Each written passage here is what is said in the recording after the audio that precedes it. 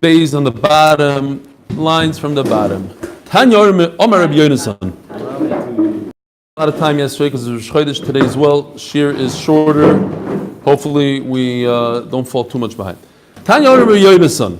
Namti loy ben Azai. Namti is a lotion of I told ben Azai. Lomadnu nivlas behema Torah. There's a lot of charts today because I was trying something new with 8 minutes. So because of them, you get more charge also here. Nice. There's one good chart actually. Tumas nevelo, we know, check by behema tmeya, by chaya tmeya, by behema kshera. But by a chaya kshera, how do we know there's such a concept? All these three psukim in the Torah that tell us that if an animal drops dead, you can't touch it. You touch it, you become tamei. But it doesn't tell us about a wild animal that's kosher, like a deer, a gazelle that dropped dead. How do you know that they have tumah? Says the Gemara. I asked him, where do we see this? Normally,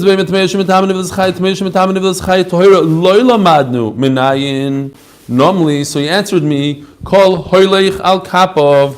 I don't know if you remember this pasuk from yesterday, just in case. You don't. Remember this guy? Kol hoylech al kapov. We tried to use this pasuk yesterday to say that anything that walks on its paws and doesn't have split hooves is tamei, and if it's inside its mother, bichol. If it's inside the mother, it's not mitame. That's what Rabbi Yossi wanted to say. Thank you.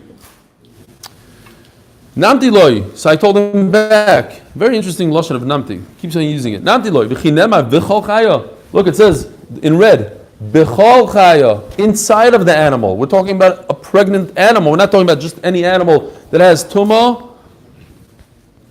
So wait. So the kosher animal is the kosher animal is not mitam inside its mother. That everybody agrees. The question right now, it's machlokes in the Mishnah. If a non-kosher animal that dies inside its mother, does it in mituma? And now we're discussing something else. We're discussing whether a chaya is mitama. Yisachar, you're with us. Were you going backwards? What are you doing?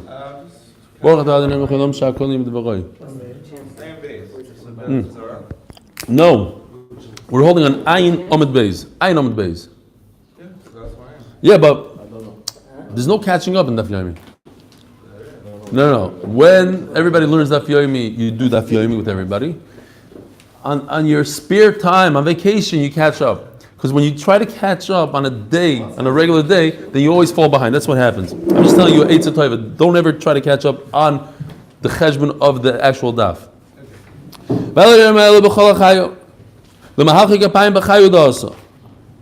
So he says, I don't like your pshat. He tells Ben Azai, I don't like your pshat, because the pasuk is talking about a pregnant tamei animal, not a regular animal, not a chaya tahira. Normally, so he says, Umayi Shmuel Omer B'Dov Azai. Now pay attention. It says, Ben Azai tells Rabbi Yonasan, what does your Rebbe Yishmael say? He doesn't say Rebbe Yishmael. Calls him Yishmael without a Rebbe. No, so big shot. Like, what's his pshat? Well, you have a better pshat. So he says, Namti loy, and I told him, V'chi yomus min habehema. So that was another pasuk that we had yesterday. Remember, we have the top and the bottom. We split the pasuk in half. V'chiyomos, the top part is talking about a non-kosher animal, and the bottom part is talking about a kosher animal. Yeah? V'chiyomos min habeima zu beima tmeyo, asher yilochem la'ochlo zu beima tohiro.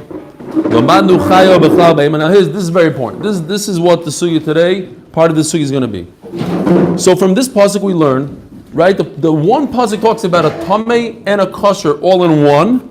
Says the Gemara, Lamanu chaya b'chlal behema u'behema b'chlal chaya. First of all, we know that a chaya is like a behema and a behema is like a chaya. A chaya tahir b'chlal behema tahira, a chaya tmei b'chlal behema tmeya. Everything is one. A kosher. Sometimes you call it behema, sometimes you call it chaya. Yeah, they're all not mamish, but they're all included in each other. When the Torah says chaya, kamina behema, when the Torah says behema, kamina chaya, and tahir is included, a chaya tahir is included in a behema tahira, and a chaya tmei is included in a behema tmei, etc. Behema tmei b'chlal chaya tmei, behema tahira b'chlal chaya tahira. And now we're holding on today's daf Ayin Aleph. Ubeloshen Azeh Amar li. Ben Azai told Rabbi Yonason, Chaval al Ben Azai, referring to himself. It's a chaval that I myself, Ben Azai, Shloi Shimesh is Rebbe Yishmael. And now all of a sudden he uses the lashon of Rebbe before he just called him Yishmael. He says such beautiful things. It's a shame that I didn't learn by him as a Talmud. I wasn't mishamish him. I should have served him. Now the Gemara just goes through each and everything. I made a chart, but nobody is going to be able to see it. Basically, it's not a big chart. It's just the Gemara is going to go through 4 things. How is a chaya tahira included in a behemoth tahira? According to Rabbi Shmuel's drasha? Yeah, according to this drasha that we just said, that they're all included. A chaya tahira is included in a behemoth tahira for simanim, because the Torah only says the simanim of Mafre's parsa. She says shesa by a behema. So a chaya is included in the behema, and then a chaya tmeya is included in the behema tmeya. Klaim, you're not allowed to mix them. You're not allowed to breed them together. 2 different animals. A behema tmeya is included in a chaya tmeya. We're going to see the drasha of Rebbe, and then a behema tahira is included in a chaya tahira. Yitzira, because the Torah, when the Torah describes Adam Rishon, not Adam Rishon, but in Bereshis, the Torah says that HaKadosh Baruch Hu created chayas. But he also meant that he created, the Gemara is saying he also meant that he created animals, behemoths as well. So now we'll see the Gemara inside. And we're going to go through different halachas, very interesting stuff. The chsiv, so chaya bechlal behema min olam. Where do we see that a chaya is included in the lashon of behema? The chsiv, Zois ha behema asher toichelu. The Torah says mafurish, we're talking about a behema. Zois ha behema in red. Shor sek sovim. I really need a screen, Rabbi. It's getting ridiculous. Hint, hint, hint. I saw one somewhere. Yeah? On Thursday night. I could just go click and you see that I don't have to hold this up. It's getting heavy. Zois ha behema asher toichelu. What does it say? Sure, a bunch of behemoths. Use all the money you save for not making Thursday night things. I already had a screen on Thursday night. I'm saying money. I already have the screen. That's what he's saying. On Thursday night. I'm saying even if you're not, you're still saving a ton of money. The money's there. Yeah, no, I just need a person to upload it and everything. Okay, anyway, and then the next pasuk, it goes into saying Ayol, Tzvi, Yachmur. All the green guys are all chayas. But the Gemara starts off saying, the Torah starts off saying, Ha-behema. In red. So you see that a chaya is included in a behema. When the Torah says behema, it doesn't necessarily mean cows and sheep. It can mean everything. It can mean deer as well.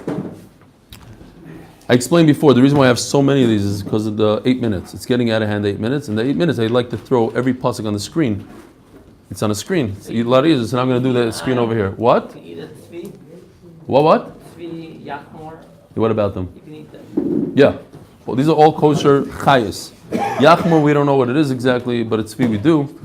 And gazelle and all those guys, these are all, they're all, I don't know if I could put it on the floor. Psukim.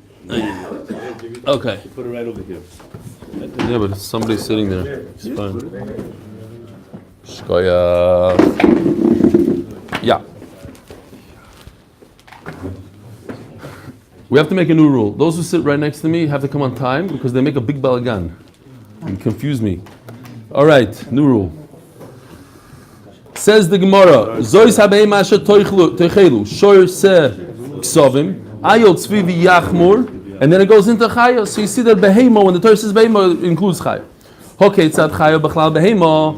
Legabe, what halacha is a chaya part of a behema? Behema b'chlal chaya min. Okay, tzad chaya b'chlal behema. Fine. So chaya is as part of behema. Behema b'chlal chaya min olon. And how do you know when the Torah says chaya, it means also domesticated animals? Behema min olon d'chsiv zois hachaya shel toichlu mikol habehema shel haaretz. Regarding the simanim, it says it by a chaya. Kol mafreses parso. When it says kol mafreses parso, is referring to the Torah chaya and goes into mafreses parso. And no, by chaya also. Okay, it's a behema b'chlal chaya. So from that pasuk, I know obviously the Torah is not talking about only chaya. Zois chaya, you see chaya. What does the chaya have? Mafreses parsa. It doesn't say by a cow mafreses parsa. So to get to that? It says, "Lest a chaya mikol behema." right. But it goes right into from chaya right into behema. So how do we know behemoth? It says mefurish in the pasuk. But even if it wouldn't say, it just goes into it. Fine. Hoketza behema b'chlal chaya. Chaya tohira b'chlal behema tohira. Now the Gemara goes into each and every one. How is a chaya part of a behema? Lisimanim. Right? Now, so that we just said that simanim. A chaya tohira b'chlal behema tohira lisimanim. Rashi points out that the whole sugi started because we're trying to prove that a chaya, an animal that's, hold on, okay, we'll see that in a second. Chaya tmeya, b'chlal behema tmeya, leharba. How do you know that a chaya tamei, a tamei chaya is included in a behema tmeya? Leharba, meaning you cannot do climb, you can't mix breed them. Behema tmeya, b'chlal chaya tmeya. So Rashi over here points out that later on he says that there are different things. The Gemara only brings one thing where there could be two or three things that they're similar. Right? Because we were trying to find a source for tuma by a chaya kshera. Right? That's how the sugi started today. We have three psukim for a behema kshera tahira, a chaya tmeya and a behema tmeya. But how do we know a chaya tahira has tumas nevela? So we brought a source. Here's another thing, that a chaya tahira is like a behema tahira. But the Gemara doesn't bring it. The Gemara brings something else. Says Rashi, it's not a problem. The Gemara brings one out of two things. Now, here's the interesting, slightly complicated one. Behema tmeya b'chlal chaya tmeya. Where do I see that a behema that's tamei is included in the chaya that's tamei? When the Torah says chaya tamei, I mean also behema that's tamei? Look at the Rebbe. For Rebbe's drasha, okay, so it goes like this, very simple. The Torah says, "Oy nevesh shetiga b'chol dover tomei, oy benivlas chayot tmeyo." You see over here it says chayot tmeyo in the same pasuk and behema tmeyo in the same pasuk, and it's talking about that you have to bring a carbon oil of v'yored. For what? The Torah doesn't say for what. You have to bring a carbon oil of v'yored if you touched a chayot tmeyo or a behema tmeyo. For touching a dead lion or a pig, you have to bring a carbon oil of yored. So that can't be, right? So what's the pshat? Says Rebbe, the pshat is, not that Stami touched it, the pshat is, he goes to another pasuk. This pasuk over here. Over here it also says behema tmeya. And over here it says behema tmeya. And over here it's talking about that a person ate kachim while he was tamei. So what does the pasuk say? V'nichras ha'nefesh, you get kares. This pasuk says if you eat kachim b'shoigeg, you have to bring a carbon. Okay? The Torah doesn't say that he ate kachim. It doesn't say anywhere in this passage that he ate kachim. But I go to much further away, and over there it's talking about eating kachim, fine. But here's the point of the Gemara. The point of the Gemara is that Rebbe wouldn't be able to use these words unless they were extra. How are they extra? Because they are included in the red. They're included in chaya. Since a behema is included in a chaya, so the Torah didn't have to say behema at all, so the word behema is extra, and therefore I can make a gzeir shava to this blue behema tmeya. But I only have that gzeir shava if it's extra, and the only way it's extra is if it's included in chaya. So here you have a source that a behema is included in the chaya, according to Rebbe. Yeah? Understood? Because you said behema is by tmeya, so by nivlas behema. That's extra? No, but we're going behema. Gzeir shava means we're not learning a. No, sit down on this seat. You just have to hold these papers. They're a little heavy. No, we're not learning from an extra word. We're learning gzeir shava. Gzeir shava means this word and this word. They have to be the same word. Behema. That's only if it's completely extra. Is it extra because it says chaya? And a behema is included in the chaya. The Torah didn't have to say anything about a behema. Once I say chaya, says Rebbe, that includes all animals, all tamei animals of the world, PIGs included. Not only lions and leopards, but also domesticated tamei animals. So why in the world did the Torah say behema? To give me a gzeir shava, to tell me what this pasuk is talking about. I have no idea what this pasuk is talking about. Why should somebody be chayav a carbon? He touched a dead pig, so he has to bring a carbon? The Torah says he touched a dead pig, and then he went into the Beis Hamikdash and ate food. He ate kachim. That's why he has to bring a carbon. But it's only because behema is extra, and behema is only extra because it says chaya. Weiter says the Gemara. You forgot where you're taking your coffee. You weren't here so long. That's the pshat. Look at there. The Sanya Rebbe Yoime Ekra ani chaya behema lomal nemro. Oh, so let's see it inside. So why do I need behema? Nemar kan behema tmeya.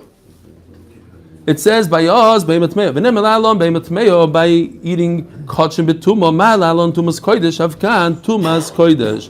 But you have to say that Rashi points out, and it's obvious. The only reason I can learn this drasha is because I have extra word behema. The way I have extra word behema is because behema is included in chaya. Behema doyer b'chlal chaya tohiro. Now, where do I see that a kosher animal is included in a kosher chaya? Liyitzira. What did HaKadosh Baruch Hu create? B'sheishis mei b'reishis. This nan. Hamapeles min behema chaya v'oif bein tmeim bein tohirim. Im zachar teisha l'zachar, im nekeva teisha l'nekeva. Very interesting. Here comes my unbelievable chart. I better have it here. I don't see it. Shem Yerachim. No, here it is. Beautiful. Got worried there for a second.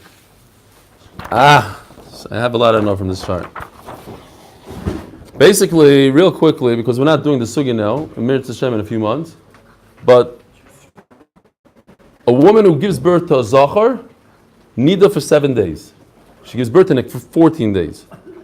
But for Zachar, she only gets 33 freebie days. These are days in blue that if there's dam, she's not tummy at all. But if she gives birth to Nekeva, she gets double the amount. It's like, it's a reward, so to speak. Because since she was tummy double the amount than a Zachar, so she's tummy she's tar double the amount for. But here's what's interesting. That's why I did the chart. What's the total amount of days from beginning, from the Leda, from the birth, till after freebies? 40. Says the Gemara that if there's a suffix, you see, you like this, pink and blue, there's a suffix. You don't know if it's a Zachar or a Nekeva. Where's Gary? Not here. If there's a suffix, so what do you, she gets punished on both ends.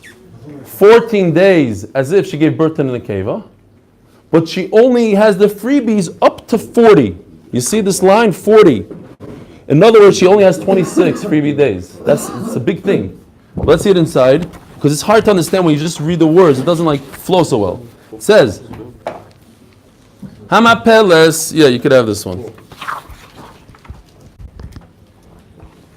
Hamapeles min behemo chayiv v'oif. Now, here's the interesting thing. She gave birth to something that resembles a behemo, or a chaya, or a oif. Bein tmeim, bein tarim. Doesn't matter if it's a pig or it's a cow.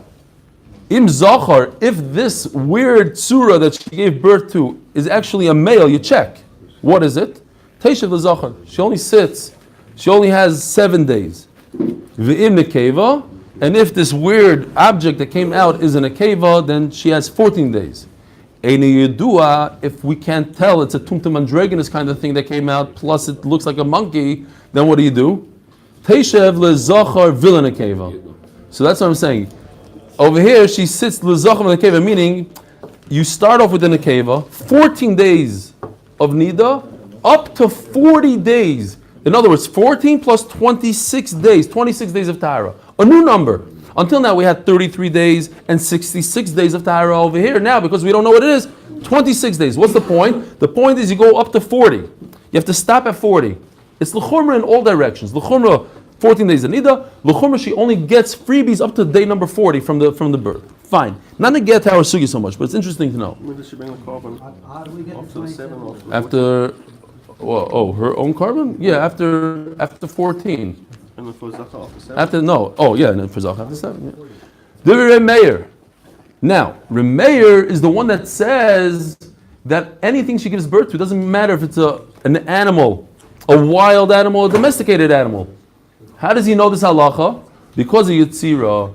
Because when the Torah describes animals that Kosh Baruch Hu created, he described them in terms of chayas and not in terms of behemoths. So how do we know that even if she gives birth to behema, it's the same halacha? Because it's all included. From here you see that a kosher animal is included in a kosher chaya. You're talking about a woman giving birth to something that looks like an animal? Yes, looks like an animal. Happens every day, basically. So over here you see that a behema tahira is b'chlal chaya tahira. And also, by the way, this is where Rashi points it out. You also see from here that a behema tmeya is b'chlal chaya tmeya, because the Torah is talking about kosher and not kosher, and the Torah only describes chaya. But again, the Gemara is only bringing one example. Ula Rabbanon. Now going back to Rabbanon who say that an animal, a tamei animal who's pregnant, its ubar is not metame, it's like a kosher animal, so they b'chlal don't learn this pasuk at all. Hi kra lamali. What do they need? Why do they need this whole pasuk going nefesh? So the Gemara kulei l'kadir Rebbe Hudas. Before we brought down Rebbe brought this pasuk for his drasha to know what that pasuk was talking about. That person was eating kachim bituma, and that he's chayv to bring a carbon. So so the whole pasuk goes for that. Zok the Mishnah, new sugya. Okay, this we don't need anymore. Unused one. Fine. Says the Mishnah, unfortunate situation, a woman has a stillborn inside. It's like an avela. And the midwife touched the nevela, the unborn child, while it was still inside.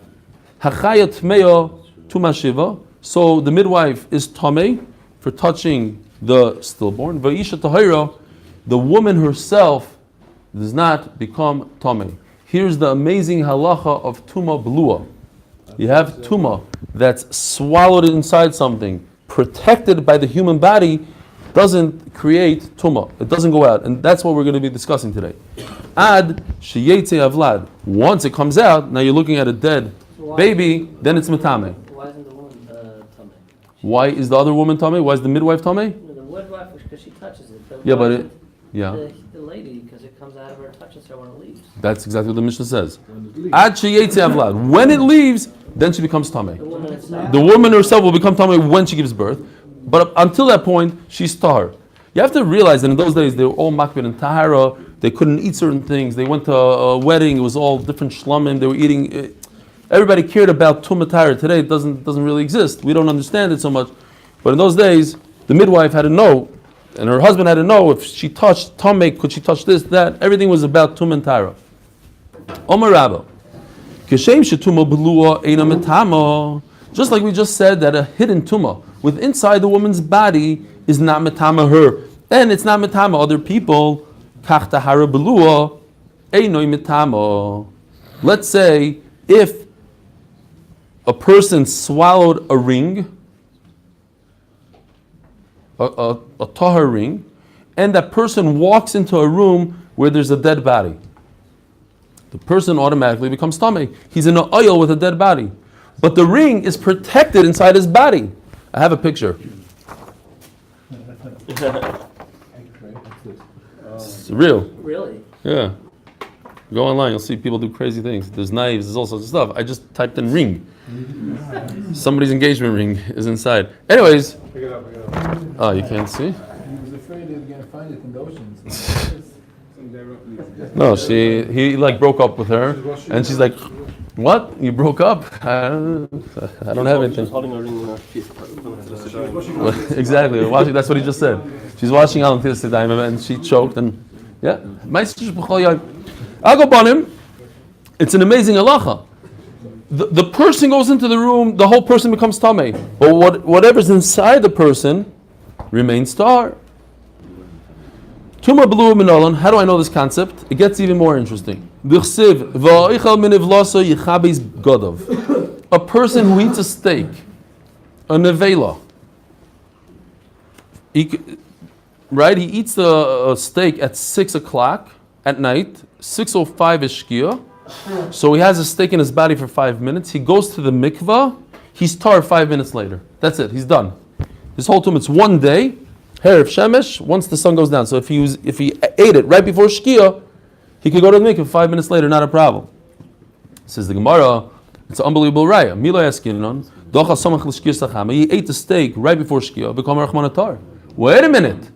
He has an avela floating in his stomach. He just swallowed a piece, whole. It's in his stomach, but it's a real geschmack steak. It didn't even digest yet. It's there. Yet you say that it doesn't create any tumah. Why isn't it not mitame him? 5 minutes, right when he comes out of the mikvah, it's like toivel v'sheretz biyadai. He's toivel and he has a steak in his stomach. Should be mitame him. Yet he's completely tar. So the Gemara says, well, I don't like it so much. Once he swallows it, you can't give it to anybody to eat. So mele it's like not roy for achila. What does it mean, chazi l'ger? Ger means, it says in the pasuk ger. Ger just means a resident. It has to be, you have to be able to give the nevela to the ger. Who do you give the nevela to? You give it to ger. So mele, yeah. So mele, it's not even roy for a ger. You can't give it to him. Ger doesn't refer to not a person that went.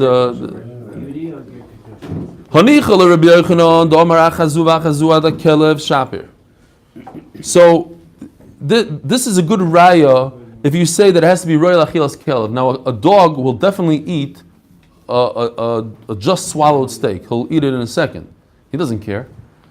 So memela, you see that even though a dog will eat a steak, still it's not matama. Why not? It's royal achilas kelev. Elo l'rav poda l'bar poda. The Amar Tumah Chamur Leger, V'Tumah Kala Ad Kelev, he has these two categories. If you're talking about a tumah of a person, it's that you have to give it to a ger. Tumah Kala, just Tumah Soichlin is for a Kelev.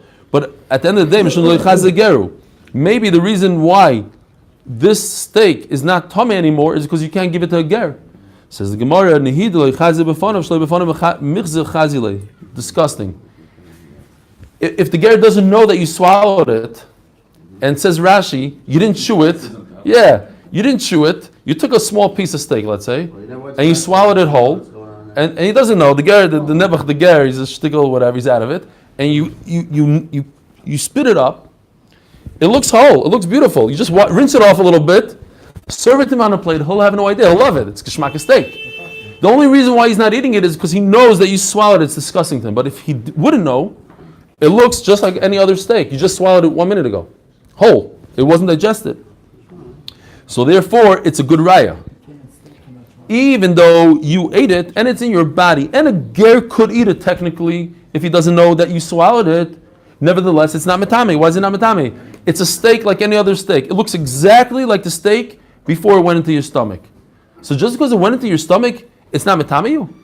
It's a raya that once it's hidden within your body, it's not tame anymore. Ask the Gemara, Ashkechon, we have a lot of interesting sugis today. Ashkechon tuma belua, tahara belua menolan. How do I know that if I swallow a ring, it doesn't become tummy? Swallow, it can't be in your mouth. Yeah, it has to be within the cavity of the body. Nah, that's not considered. It's not belua. Belua means within, deep in. It's like hotel on Shabbos. The what? If you swallow? If you have it in your mouth, you wouldn't. It's like on your hand. It's in your mouth. It's like in your hand. Yeah, it comes. That's not. You open your Says the Gemara, Tara belua minolan. How do I know that if I swallow something tahar, it remains tahar even though I go into a tummy place? Kavachomer. Umakli cheres hamuk of tzomit pasul. I have an enclosed vessel. Yeah, here. This is, let's say, kli cheres. I have something inside it. Sheni matzal atuma shebetoichem elatame. If this inside it is tamei, it explodes out. It comes out and it's matame everything. Yes, if you have a dead person underground, if he has a tefach above him, so the tumah stays within. But if there's no tefach above him, then the tumah explodes out of the ground all the way to the shamayim. So if you walk over, we discussed this 10 times. No, if you drive by in the merkaz and you have those big pipes over there, because the tumah underneath is graves and you become tameh if you drive over there. So they made a little exit for the tumah to come out those pipes, right? the ones that look like the miklat pipes. Akopanim, you see something very interesting. That if this is a kli cheres, the tumah explodes out of it. Yet at the same time, Adam. Turn the page. That we already established a second ago. That if a person has tumah inside of him, he has a tummy steak inside of him. He's not metama other people. He's not like a kli cheres. This kli cheres, if you try to touch it, it has something tar inside it, and a tummy person touches it. Whatever's inside it is protected. Yet on the reverse, if you have something that's tummy inside of it, it explodes outside. Its body cannot protect from tumah exploding. So a human being that its body is protective, it's a very strong protection. The steak doesn't go outside, so certainly you shouldn't be able to be metama whatever's inside. It's a good, strong protection. Says the Gemara, what's the comparison? We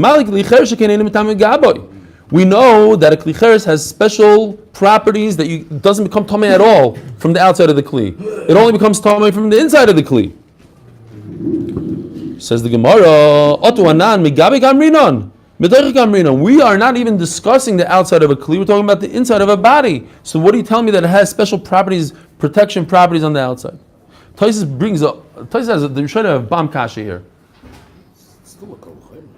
Yeah, that I don't know how to answer that. But the style, a beautiful question the Rishonim have, that we're trying to say that whatever's inside the body should be protected or not protected. But a human being, when you touch a human, he becomes tamei. If somebody that's tamei, he becomes tamei. So why shouldn't that travel inside? If you're trying to learn from a kli cheres, it's protected from the outside. That's why what you touch inside is not. But a human being is different. So Taisus comes up with this, according to the Maharsha, I think, a very interesting thing. It's not like you touch a person and the tumah travels through his skin. It's just the outer layer, says Taisus. Just one layer. But indeed, right past that layer, it's considered a good protection. Fine. I'll go bottom. Says the Gemara. Does it travel inside even if there's space? Yeah, let's talk afterwards. Says the Gemara. So now the Gemara says, Fakert, Kli Cheres is much more chomer. It is so sensitive that we know that if you put a sheretz into just the ear of a Kli Cheres, right, if it dangles inside a Kli Cheres, the whole Kli Cheres becomes tamei. Whereas a person, if you put something in his mouth, you shove it down his mouth, and it doesn't touch him, he doesn't become tamei. So you see that a Kli Cheres is much more chomer. Yet, the tumah explodes outside. So now we have the Kavachomer all over again. Kli Cheres, the tumah explodes outside, but from the outside in, it doesn't go. So a human being, that the tumah doesn't explode to the outside, so certainly it should protect that the tumah should not go inside from the outside in. Zog the Gemara. This is a little disgusting. We found that if a person swallows tumah, so it stays within him. And how do you know if you insert it into his rectum that it also protects it from going outside? Rashi says it's only talking about in a situation where they inserted it with a pipe. Because if it didn't insert with a pipe, then the person will become tamei as they're inserting it. Ask the Bacha Bam Kasha, so what if he becomes tamei when they insert it? 5 minutes later, go to the mikvah, like we said before, and become tar, and you still have the same exact situation. What about if somebody inserted in the rectum, and he went to the mikvah 5 minutes later? Does he become tamei? Could he be metama other things or not? On that they say, not the Bach, but others say, wait a minute, but if you put in the rectum, then maybe it's not roy lachilos anybody, even the ger. The second you put it in, it's not roy to anybody. If you put it in the mouth and you spit it up, it might be roy for ger, but not in the other way around. You just don't tell him. But I think they're saying that already it smells and v'chulu v'chulu. I don't want to get into it, but akoparim, it's most even for somebody that doesn't know. So what's the difference between swallowing it and putting it in the rectum? What is the difference between One is disgusting, one is not that disgusting. That's what they're saying. I don't know. We're going to do a test later. Zog the Gemara. Sign up if you want to be a Baal. Well, at the Shir Thursday night, what? A rubber glove would be the same as a mot. Who? A rubber glove would be the same as a mot. A plastic glove. Oh, rubber, yeah, exactly. Says the Gemara, so how do I know that from the rear it's the same? When you eat it from the top part of the body doesn't digest. It's the bottom part that digests. And when, by the way, when we're talking about Belua, Rashi says that the concept, the svara, the logic behind Belua means that it's digested. Lamata shoyse equal. The bottom part of a human body that does the digestion, and it did. Shematzel, certainly it should not be. It should be considered as it's gone and it can't be mitamo. Says the Gemara, the only way you could get to the digestive system is through chewing it, which is partial digestion. Nevertheless, we still have a kavachomer because the bottom part of the body does a much better job at digesting, and therefore, if the top part of the body is considered belua, then the bottom part of the body is also considered belua. Says the Gemara, Ashkecham belua the adam. Belua the behema minola. We know, the Gemara knows that if something's swallowed by an animal, it's also considered belua and it doesn't emit tumah. How do we know this? Right? You have a hidden nevela inside the animal, and you touch the animal, you don't become tamei. A person, when he's alive, he becomes tamei, yet his body has the protective ability against tumah. An animal can almost never become tamei. So certainly its body should protect from tumah coming out of it. In addition, that's a belua. If you swallow the tumah, Yeah. you go to the mikvah, tumah comes out of you 2 hours later, 3 hours Yes, later. that's we're going to get there. Exactly. Then you become tummy. So now the Gemara just wants to say, well, there's a difference between an animal and a person. I find where a person is better off. If a person walks into a house of a tzaras, mitzayra, he has to wait in order for his clothes to become tamei. He waits 2 to 9 minutes until his clothes become tamei. But an animal becomes tamei right away. The clothes. Says Zimar, wait. You have to compare apples to apples. An animal doesn't wear clothes. So where are the clothes? So Elamai, you're talking about she's carrying clothes. She's not wearing clothes. So if you're going to compare apples to apples, an animal that doesn't carry animal that's carrying clothes, not wearing clothes. As soon as she walks into the Beis HaMenuga, all the clothes become tamei. A human being also, if he's carrying them in his hands or on his shoulder, as soon as he walks in, the kelim all his clothes become tamei. So there's no comparison. There's none. Hanichnas the Beis HaMenuga v'kelev akteifov, and his clothing are on his shoulders. V'sandalav v'tabayis b'yodav, and he removes. Here it says it seems like he can wear rings. It says he took off his rings and he put them in the palm of his hand. Reb Chaim Kanievsky would not like this so much. Yeah, whatever, but It's fine, there's no watch, it's fine. yeah, as long as it's not a watch, it's just a ring. Because he's holding them in his hand, so they become tamei right away. But if he was wearing it, who told me Achilas pras is the shear of eating 4 eggs. Big machlok is what it is. We're machmar Yom Kippur 9 minutes. Fine. How do you eat it? 4 eggs. Pas chitim has to be very light bread. V'loy pas soirim. Mesav, he's leaning because then you could eat it much quicker. And he eats it with some sort of shmir. So if you're eating with some sort of shmir, then it goes quicker. Akopanim, you see that there's a difference between an animal and a. There's no difference. There's no difference. If you're going to compare apples to apples, there's no difference. And memela, that's how I know that an animal also has belua. We learn it b'kavachomer. Should we go a little weiter? Omerova. 1 minute.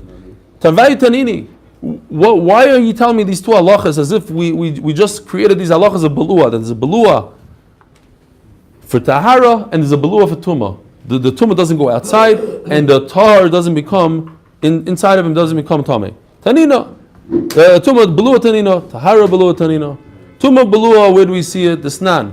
Bala tabas tmei. If a person swallowed a tamei ring, toivel va'oicha b'trumasai, he's toivel and he starts eating. That's what you were saying. Hekia, but if he spit it up, tmeya v'timatoi. You hear? As soon as it comes out of him, it makes him tamei. But over here you see that his body's able to protect from the tumah leaving. As long as it's inside of him, his body's not metama other things. Tahara below tanina, and how do you see that something doesn't become tamei if it was tar and he walked into oil and mace? How do you see this? Nan bala tabas tahira. V'nichnas lo'el ha'meis, if he swallowed a tar ring and he walked into lo'el ha'meis, v'hiz v'shon v'tova v'hikia, and he did everything, all the hazois that he needs for his own body, v'hikia, harei k'moy shahisa. Now, guess what?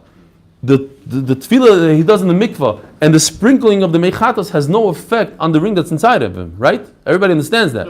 If you have a kli inside you and you go into the mikvah, the kli didn't go to the mikvah, you went to the They mikvah. never got tummy because it was protected. Oh, that's exactly the proof. That's what the Gemara is trying to say. How do I know that's something that a tar thing, that object that went into your body remains tar from this thing? Says the Gemara, Kiko Amarabo Kigoin Shabola Shteta boys. He swallowed 2 rings. Achas Tmei of Achas Tahira. Deloy Metame Lo Tmei Lo Tahira. This is considered like it's in a box. And I would think that one should be Metame the other within the box. It's a longer sugi. We have to maybe we'll discuss it a little bit more and better tomorrow. But that's the gist of it. Have a good chodesh, a good tov.